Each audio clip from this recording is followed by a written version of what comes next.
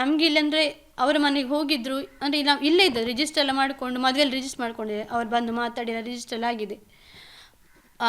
ಇಲ್ಲಿರುವಾಗ ಸಹ ಅಷ್ಟೇ ನಮ್ಮ ಹತ್ರ ಒಳ್ಳೆದಿಂದಿದ್ರು, ಮನೆಗೆ ಹೋಗಿ ಬಂದು ಮಾಡ್ತಾಯಿದ್ರು.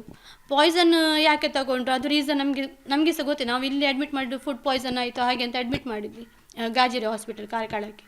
ಅಲ್ಲಿ ಹೇಳಿದರು ಜಾಂಡಿಸ್ ಇದಾಗಿದೆ, ಸೊ ಲಿವರಿಗೆ ಪ್ರಾಬ್ಲಮ್ ಉಂಟಂತ ಹೇಳಿದ್ರು. ಅವ್ರು ಮೆಡಿಸಿನ್ ಮಾಡ್ತಿದ್ರು. ಮತ್ತು ಮಿಡ್ನೈಟ್ ಸೆಕೆಂಡ್ ಡೇ ಡಾಕ್ಟರ್ ಬಂದು ಹೇಳಿದ್ರು ಸ್ವಲ್ಪ ಬ್ಲಡ್ಡಲ್ಲಿ ಇನ್ಫೆಕ್ಷನ್ ಇದೆ, ಸೊ ಇಲ್ಲಿ ಫೆಸಿಲಿಟಿ ಇಲ್ಲ, ಏನಪ್ಪೋಯ್ ಅಥವಾ ಆದಷ್ಟು ಶಿಫ್ಟ್ ಮಾಡಿ ಅಂತ ಹೇಳಿದರು.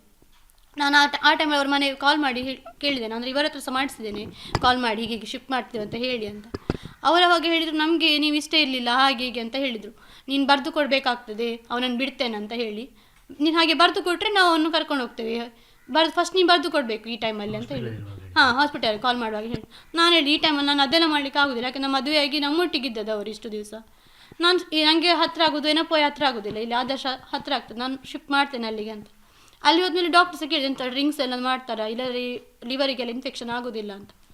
ಇಲ್ಲ ಡ್ರಿಂಕ್ಸಲ್ಲಿ ಇಲ್ಲ, ನನಗೆ ಗೊತ್ತಿರುವಾಗ ಅವ್ರು ಡ್ರಿಂಕ್ಸ್ ಮಾಡೋದು ಗೊತ್ತಿಲ್ಲ, ಮುಂಚೆಲ್ಲ ಎಂತ ಅಂತ ಅದು ಸಹ ನಂಗೆ ಗೊತ್ತಿಲ್ಲ. ಅದಕ್ಕೆ ಡಾಕ್ಟ್ರ್ ಅವರಿಗೆ ಫೋರ್ಸ್ ಮಾಡಿ ಕೇಳಿದ್ರಂತೆ ಎಂತ ಅಂತ. ಅದಕ್ಕೆ ಮನೇಲಿ ಸ್ವಲ್ಪ ಪ್ರಾಬ್ಲಮ್ ಆಗಿದೆ, ಹೀಗೆ ಪ್ರಾಬ್ಲಮ್ ಆಯಿತು ಮನೆಯಲ್ಲಿ, ಫೇಸ್ ಮಾಡಲಿಕ್ಕೆ ಆಗ್ತಿರ್ಲಿಲ್ಲ, ಸೊ ಹಾಗಾಗಿ ನಾನು ಪಾಯ್ಸನ್ ತಗೊಂಡಿದ್ದೇನೆ.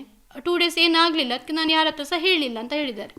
ಅವರ ಮನೇಲಿ ಅಂದರೆ 16th ಇಲ್ಲಿಂದ ಹೋಗಿದ್ದಾರೆ ನಮ್ಮ ಹತ್ರ ನಾವು ಟೆಂಪಲ್ಗೆಲ್ಲ ಹೋಗಿ ಬೆಳಿಗ್ಗೆ, ಆಮೇಲೆ ಮನೆಗೆ ಹೋಗಿ ಬರ್ತೇನೆ, ನಾಳೆ ಒಂದು ಪೂಜೆ ಸಹ ಉಂಟು. ನನಗೆ ಸಹ ಬರಲಿಕ್ಕೆ ಹೇಳಿದ್ದಾರೆ, ನೀನು ಬಸ್ಸಲ್ಲಿ ಬಾ ಬೆಳ್ತಂಗಡಿಗೆ ತನಕ, ಆಮೇಲೆ ಅಲ್ಲಿಂದ ನಾನು ಕರ್ಕೊಂಡು ಹೋಗ್ತೇನೆ ಅಂತ.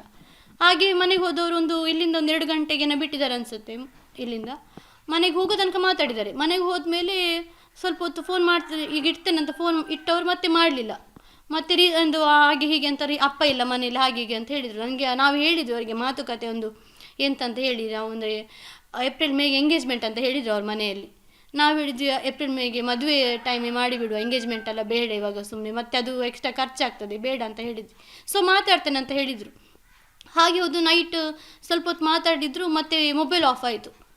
ನಾನು ಮತ್ತೆ ಅಲ್ಲಿ ಮಳೆ ಇತ್ತು ಅಂತ ಹೇಳಿದರೆ ಹಾಗೆ ಮೊಬೈಲ್ ಆಫ್ ಆಯ್ತು ಅಂತ ನಾನು ಸುಮ್ಮನೆ ಆದೆ. ನೆಕ್ಸ್ಟ್ ಡೇ ಬೆಳಿಗ್ಗೆದ್ದಾಗ ಸಹ ಇಲ್ಲ.